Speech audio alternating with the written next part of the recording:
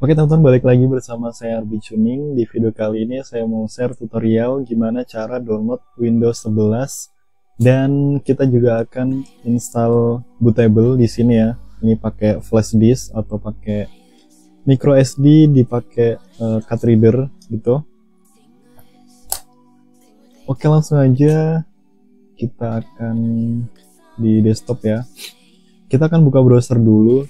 Sebelumnya kita harus download dulu Windows 11-nya ya. Di sini saya udah pakai OS Windows 11. Kalau misalkan teman-teman pengen, kita akan download dulu Windows 11-nya di sini. Nah, kita langsung download dari website resminya dari Microsoft ya. Ini kita pakai cara yang legal. Kita buka di ini Windows 11 ya dari Microsoft. Kok agak lemot nih?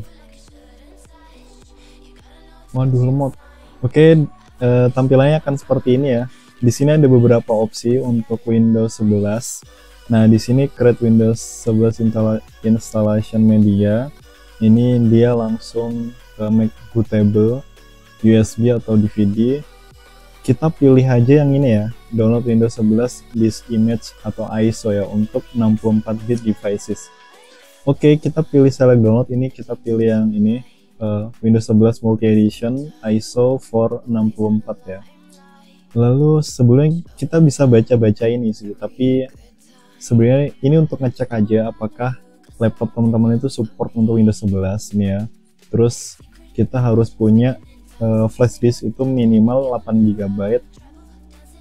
Gitu aja, ini nggak terlalu penting. Yang jelas tentunya pastiin laptop teman-teman itu support di 64 bit. Lalu ke bawah dan kita pilih download now. Oke, di sini masih validasi ya. Kalau udah kita pilih bahasa.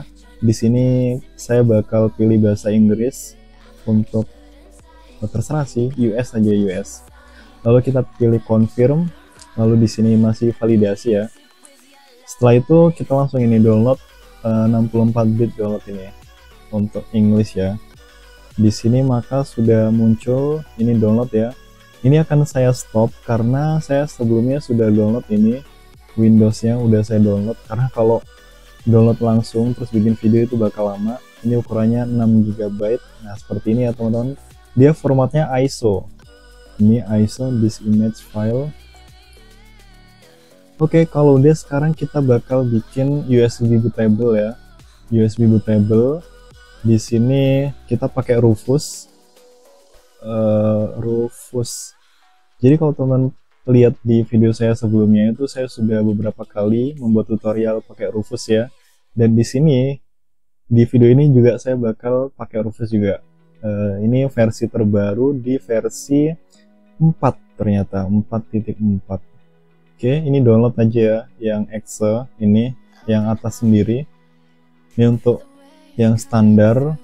Dia standar, bisa juga yang portable ya. Kita pilih yang portable biar nggak download. Ini untuk 64 bit. Oke. Ini kita close iklannya.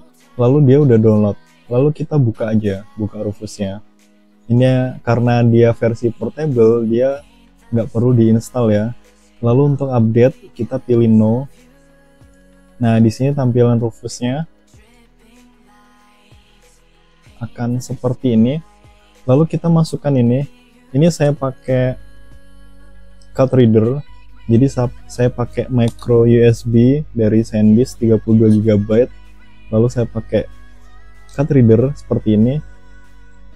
Teman-teman juga bisa pakai flash disk ya, flash disk yang minimal 8 GB karena ukuran ISO nya itu 6 GB. Ini 6 GB. Oke, langsung kita colok aja ke laptop.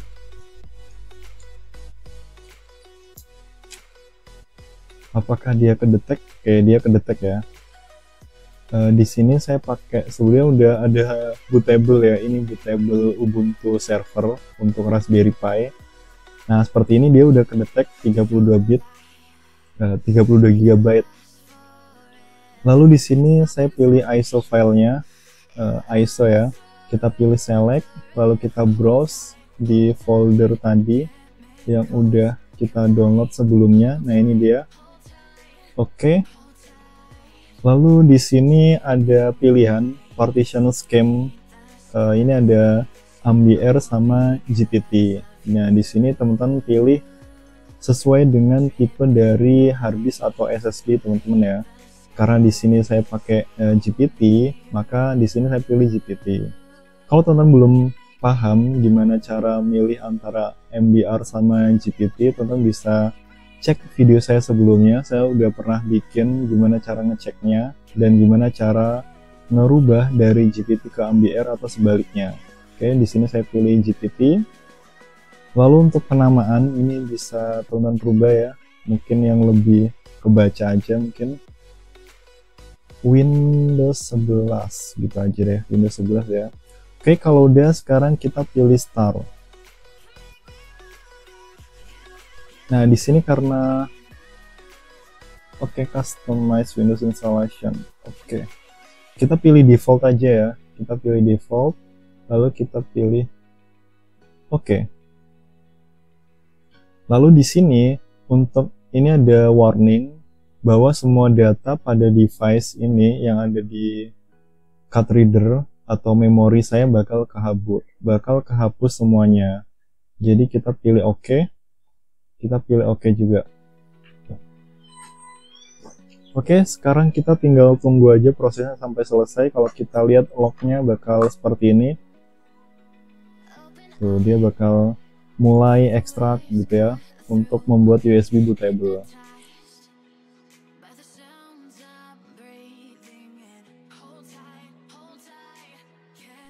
Oke teman-teman, sampai sini kita sudah berhasil membuat USB bootable ya. Ini dia tandanya udah ready, hijau gini tandanya kita udah selesai dan kita udah bisa close gitu.